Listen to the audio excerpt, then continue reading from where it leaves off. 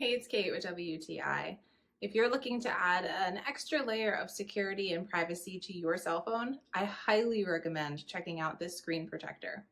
This privacy screen protector for iPhone 13 Pro Max by Pehael is exactly what I was looking for. You can see here that if you're standing alongside me, you absolutely cannot see what's going on my screen. It looks like I'm tapping to a black screen, but then once I go ahead and bring it over, you're able to see the image nice and clear. So I am so happy with this. That's primarily what I was looking for, and of course a screen protector itself to keep my phone safe, which it absolutely does.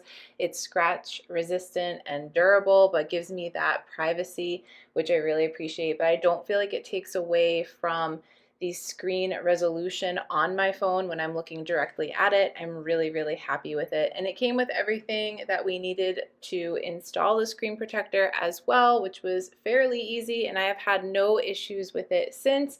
My screen is nice and smooth, looks great. I'm able to keep my phone protected. It also came with a camera lens protector as well.